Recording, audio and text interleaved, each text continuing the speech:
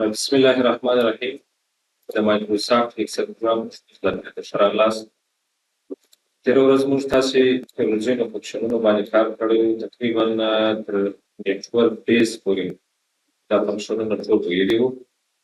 له هغې جملې څخه ډېر فنکشنونه چې وو هغه د ډیټ ان ټایم مربوط کېدل. د نو په نامه باندې کنیکشن و، د محور په نامه باندې و،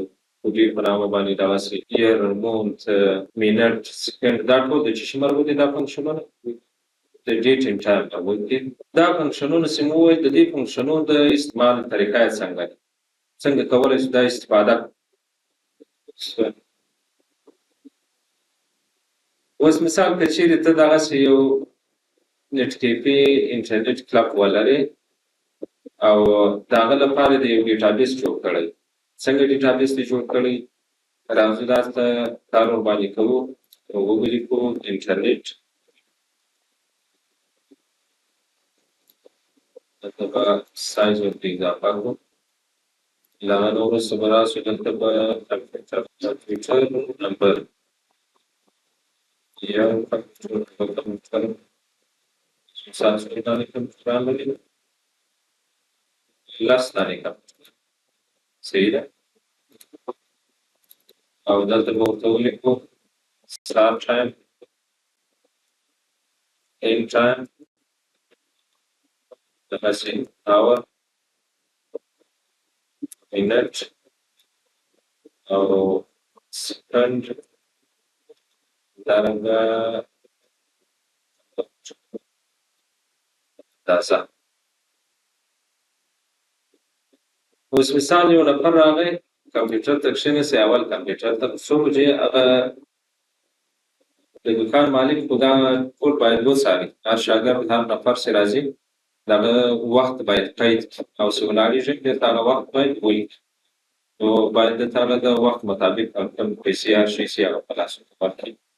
اوس مثال یو نفر راغی پر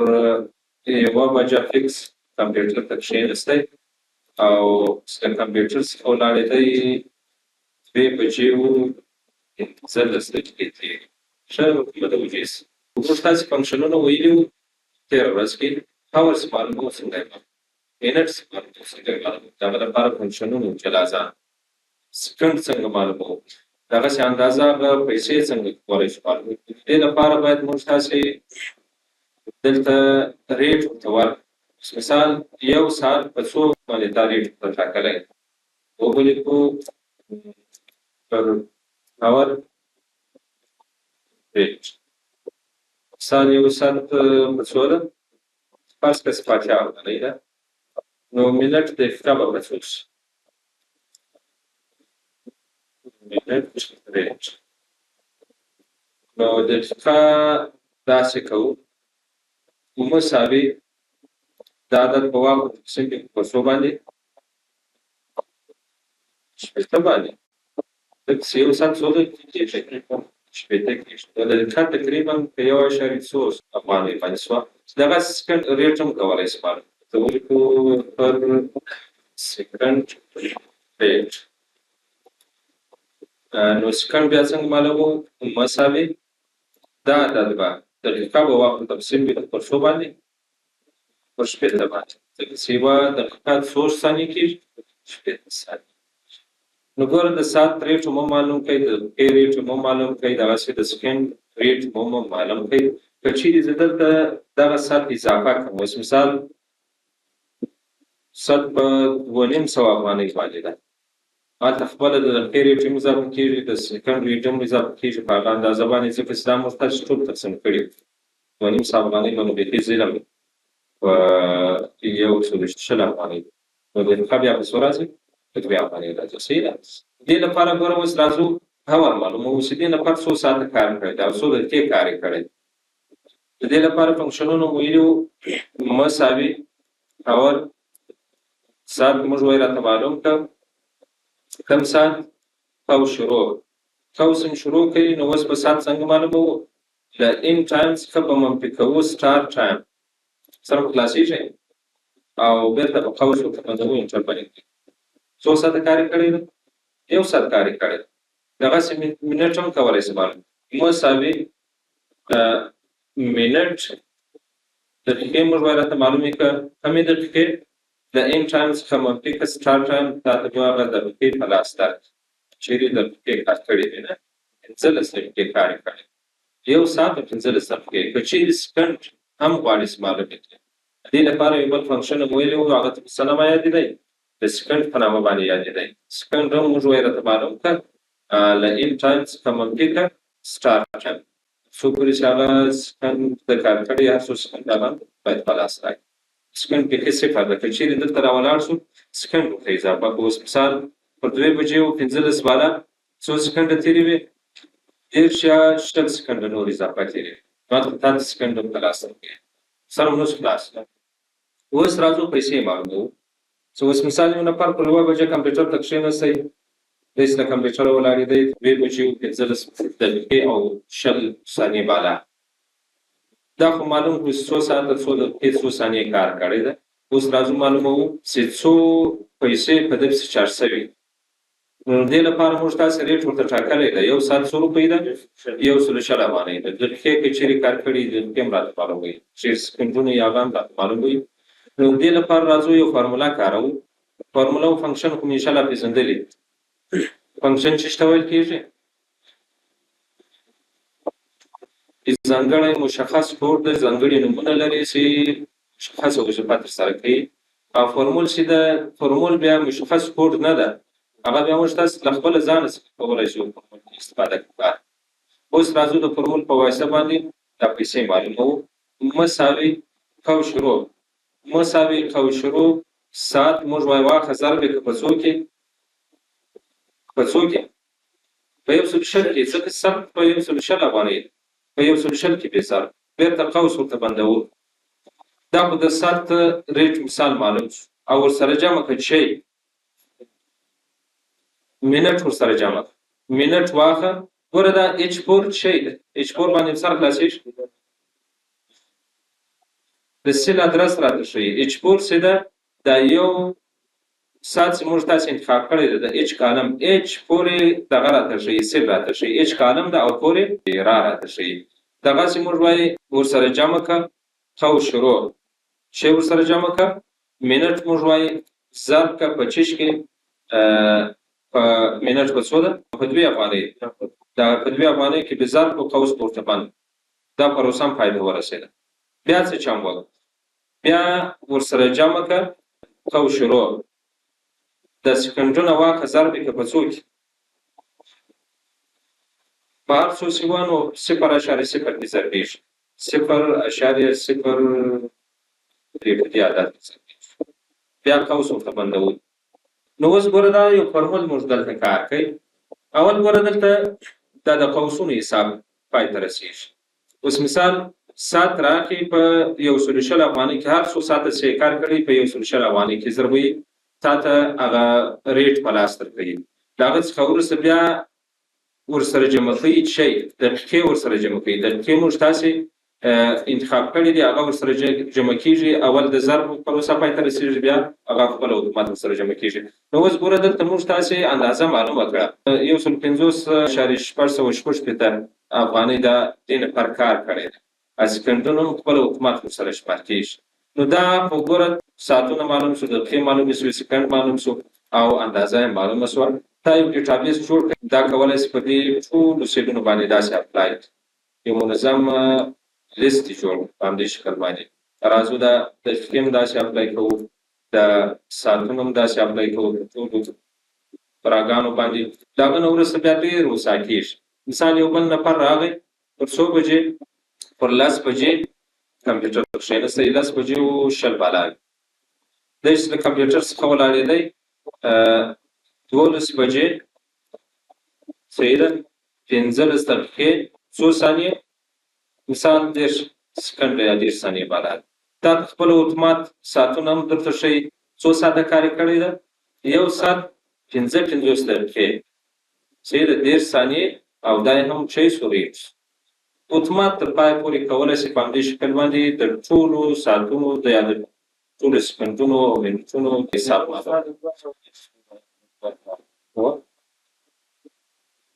نو ساعت چې ده ساعت په څو ده 120 افغانۍ ده او 55 طبقې په دوه کې ضرب کې څو راځي؟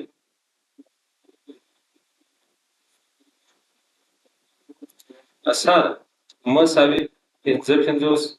ضرب د څو ضرب د 2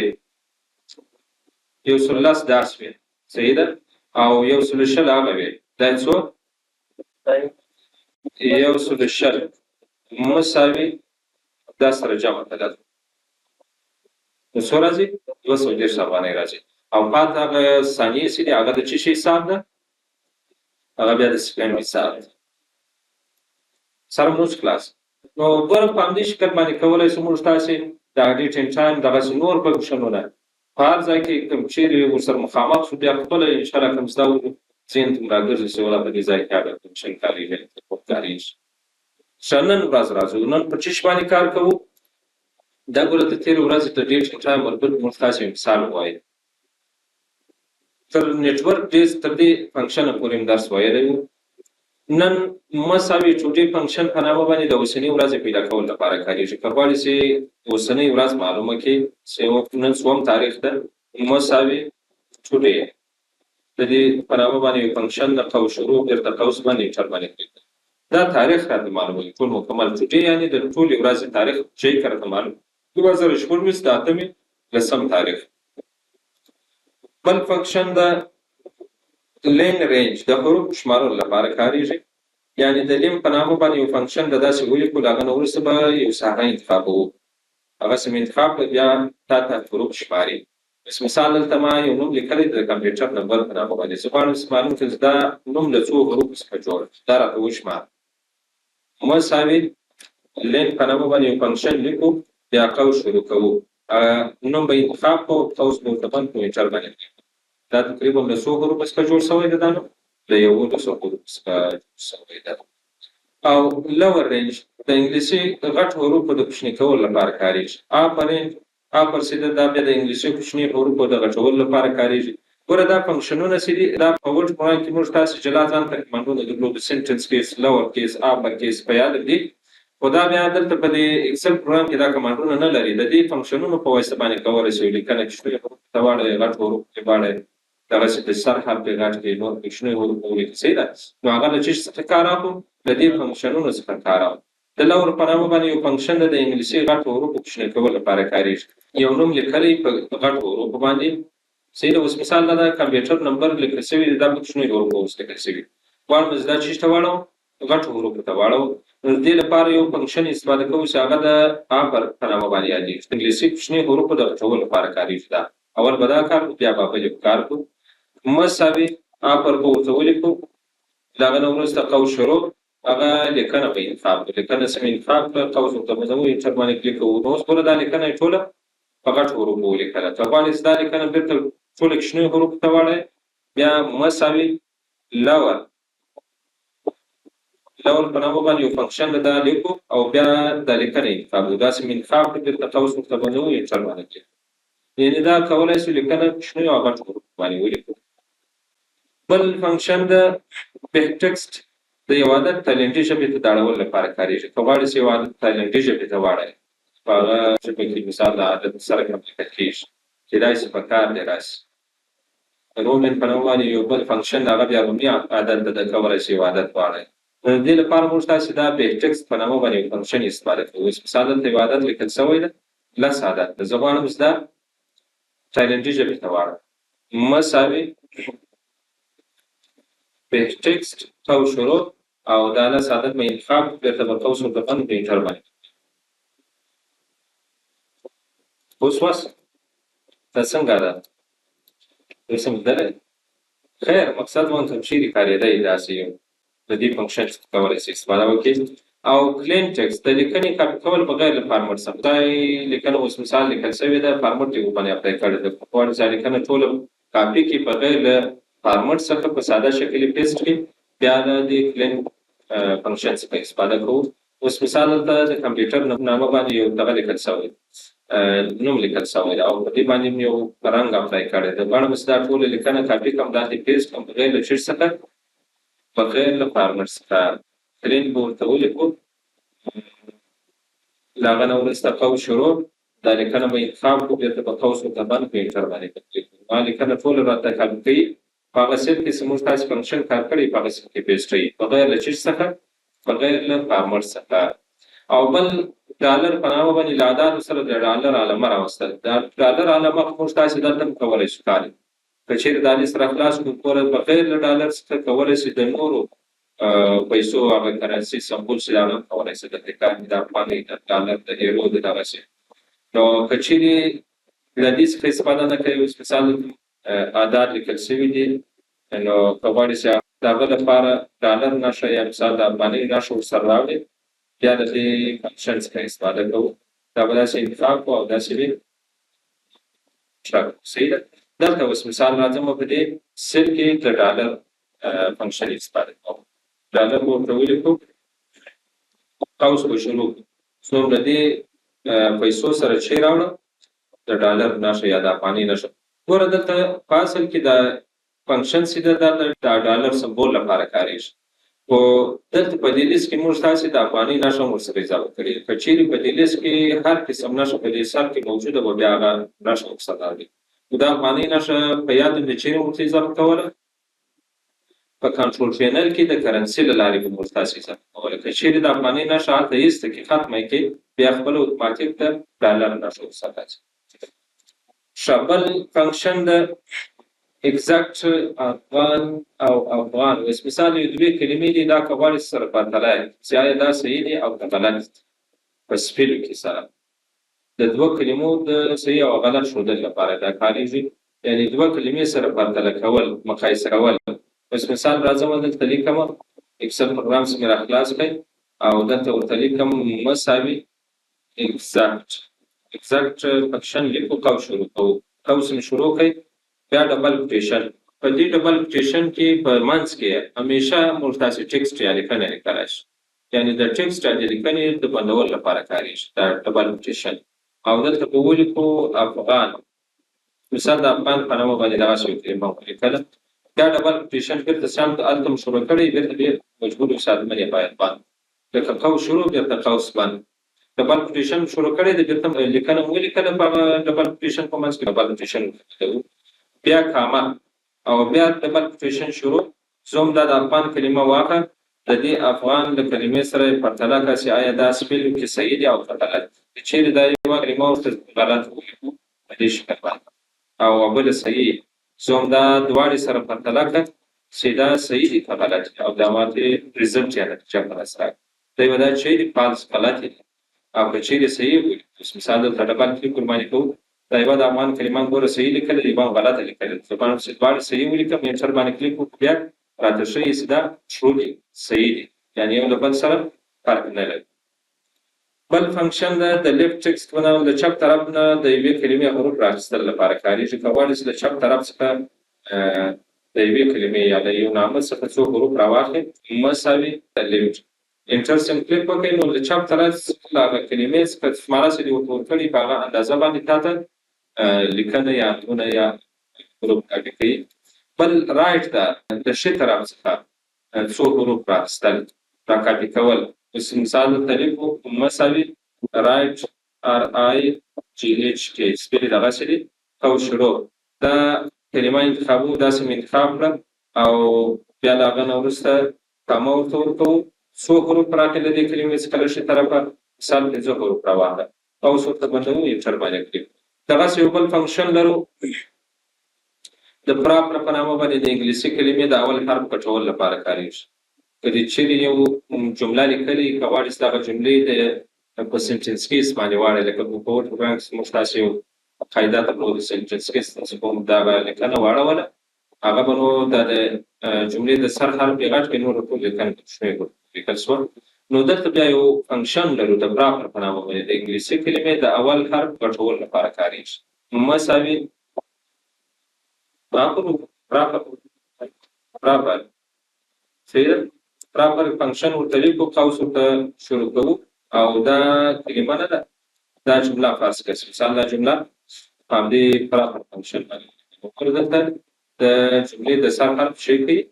او ګټه یې راته او بل رومن د یو عادت رومي عادت د اړولو لپاره کارېږي. که غواړې چې یو عادت په رومي عادت باندې واړوې چین کې بدل کړې، دا نو اکثره وخت په کارېږي. رومي عادت موږ تاسې اکثره وخت په لیکنه کې بل ځای کې استفاده کوو. که غواړې چې دا لس عادت رومي عادت ته واړوې، نو د دې لپاره یو فنکشن لرو مساوي رومي ورته ولیکه قوس شروع، او له هغه نه وروسته هغه عدد انتخاب کړه، قوس ورته بند کړه، انټر باندې دا ایکس چې ده لس عدد ده. صحیح ده. رومي عدد خو مو زده دی انشاءالله د باندې. ښه، نو یو عدد څنګه لیکل کېږي په رومي کې؟ آی لیکل کېږي. یوه بیا څنګه لیکل کېږي؟ ښه، دوه آی لیکل کېږي. نو اوس مثال دلته دا داسې کاروو، دلته ما دا لیکلي دي، مسلسله شماره مې لیکلې ده تر څو پورې؟ تر لسو پورې. غواړم چې دا شماره په رومي عددو باندې ولیکم، او دلته به ورته ولیکو دا فنکشن به استفاده کړو مساوي رومین قوس شروع. دا یو عدد موږ باید چې ته واړوو رومي عدد ته واړوه، او بیا دا کولی شي په دې ټولو سیلونو باندې دا ټرک کې داسې اپلای کړي. نو هغه رومي عدد هم لیکل کېږي او د دا نورو عدد سره بلدتیا لري. انګلیسي عدد هم لیکل کېږي سره ونسو کلاس. بل فنکشن د ریپټ په نامه د یو حرف د تکراري لیکلو لپاره کارېږي. که غواړې چې یو حرف څو ځله تکرار ولیکې، هغه نو بیا له ریپټ څخه استفاده کوو. مساوي ریپټ صحیح ده قوس شروع. زه غواړم چې ډبل کوټیشن ګوره دا حرف یا لیکنه که څه یو حرف دی، دا موږ تاسې په چیش کې نیسو، په ډبل کوټیشن کې نیسو. زه غواړم چې د ای حرف تکرار کړم، ډبل کوټیشن بند کاما څو ځله یې تکراروم؟ لس ځله یې تکراروم. بیرته قوس ورته بندوو، انټر باندې کړئ. نو دا څو واره ولیکل شو؟ لس واره ولیکل شو. دا نو هر وخت چې ورسره مخامخ شو که دې زده وو دا فنکشن بیا که یاد کړئ. اوس مثال دلته موږ تاسې یو دغه جدول لرو د سټوډنټ مارک په نامه باندې. دا راخلاصوم، داسې مې راخلاص کړئ او دلته م ټوټل نمرې ایستلې مالټ ډبل مساوي دا به ټول زه ځینې ایستم JRAPH ګرام دا رقم لیکل کېږي. که ایش مې مخکې ځم خیر پر صورت. راځو اوس مثال دا شاګردانو نمرې اخیستې دي، غواړو چې دا د یو ګراف په شکل باندې دلته وښیو. څنګه یې ښویو؟ دا فنکشن استفاده کوو مساوي ریپټ. زه غواړم چې دا تکرار کړم. چې تکرار کړم مثال د آی حرف یا د ال حرف راته تکرار کړه، ډبل کوټیشن ګوره نه شروع، ډبل کوټیشن شروع زوم د ال حرف تکرار کړه، څو ځله یې تکرار کړه، ډبل کوټیشن بند کاما په دې اندازه یې تکرار. هر شاګرد چې دوه نمرې وړي دا د ال حرف هغه اندازه باندې تکرار. بیا قوس ورته بندوو او انټر باندې کلیک کوو.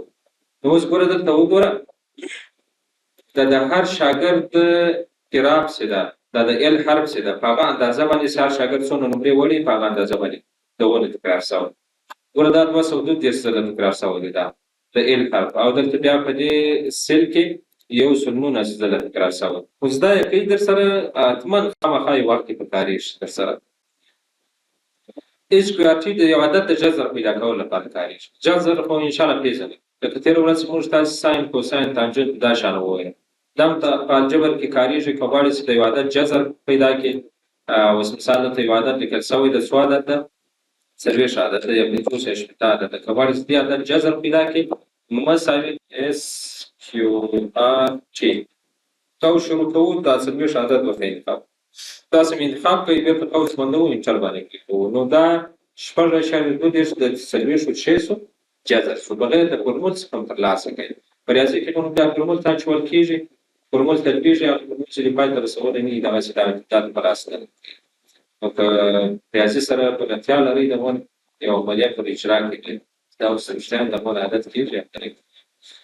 ښه، بل فنکشن ده د پاور په نامه د یو عدد ضربولو لپاره کارېږي. یو عدد په بل عدد ضربول. په اصل کې موږ تاسې دلته یو فورمول لرو، فقط مساوي علامه ولیکه. که غواړې چې یو عدد په بل عدد کې ضرب کړي په اسانۍ سره بغیر له فنکشن څخه 4 لیکو او دا ضربوو په چیش کې په 4 کې ضربوو. مثال 4 په 4 کې ضرب په څو راځي؟ 14 راځي. نو که چیرې غواړې د دې فنکشن په واسطه باندې یو عدد په بل عدد کې ضرب کړي مساوي پاور. پاور په اصل کې د طاقت لپاره کارېږي. دا 4 عدد واخله ضرب که په څو کې په څلور کې ضرب هغه ترمنځ توکو انټر باندې کلیک کوو نو دا طاقت د اوړي کیسه سره څلور په باندې څلور راځي بیا په څلور کې سره ضربېږي دا د طاقت لپاره کارېږي وټاوی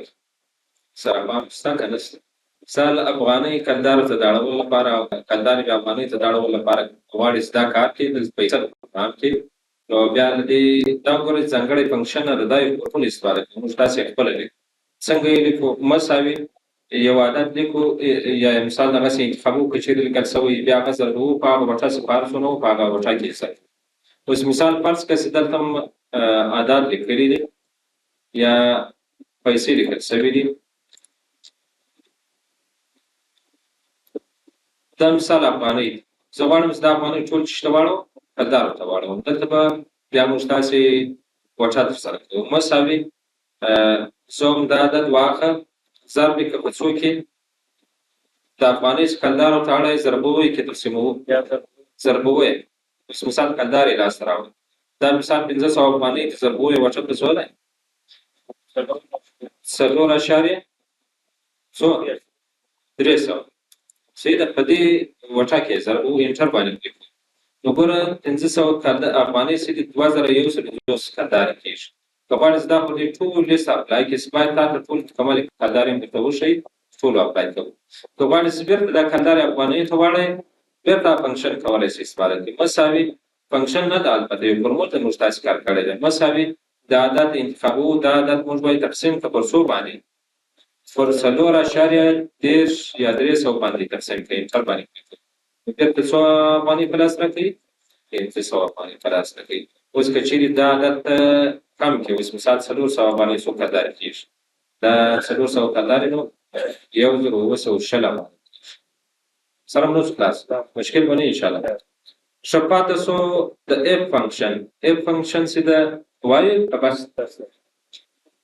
وخت ضایع کوئ د اف فنکشن چې ده ګوره دا ډېر ضرور مهم فنکشن ده دا دلته یو درې مثاله ما ځای پر ځای کړي دي سبا چې انشاءالله په دې مثالونو باندې کار وکړو کېدای شي سره موږ سره خلاص مقصد په اکسل پروګرام کې دا نور فنکشنونه یوې خواته اف فنکشن بلې خواته د هغو نه دا نور فنکشنونه نه کارېږي لکه څنګه چې اف فنکشن کارېږي نو اف د یو شرط لپاره کارېږي اف معنا که چیرې